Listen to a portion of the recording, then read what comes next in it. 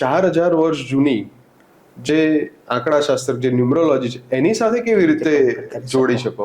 અચ્છા, તો હવે આનો જવાબ છે ને દત્તભાઈ, તમે જ મને આપશો.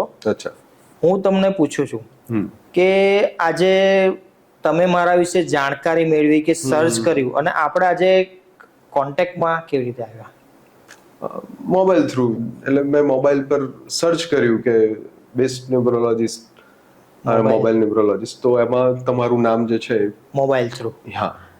આપણી ટીમ, તમારી ને મારી ટીમ એકબીજા સાથે કોઓર્ડિનેટ કરીને અહીંયા જે ભેગા થયા, કેવી રીતે?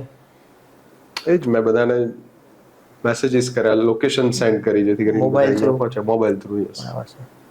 હવે મારે આ તમારા સ્ટુડિયો પર અહીંયા આવવાનું હતું આજે, એનું પરફેક્ટ એડ્રેસ અને લોકેશન એ તમે કેવી રીતે શેર કર્યું? એમાં એક્ઝેક્ટ WhatsApp પર તમને લાઈવ લોકેશન જે છે એ મેં શેર. Mobile through. યસ. એટલે તમારા દરેક આન્સરમાં મોબાઈલ છે અને I can keep going and going on mobile. Yes. Okay, તો એવું પણ બની શકે કે અત્યારે હાલ આપણો જે આ પોડકાસ્ટ છે એ મેક્સિમમ વ્યુઅર્સ જે છે મોબાઈલ પર જોતા હશે. મોબાઈલથી જોતા હશે. તો મોબાઈલ જ્યારે શોધ થઈ ને, જ્યારે સ્ટાર્ટિંગ થયું મોબાઈલનું, ત્યારે કોઈને એવો આભાસ નહીં હતો કે એનું ફ્યુચર આટલું બધું યુઝફુલ હશે. સાચી વાત.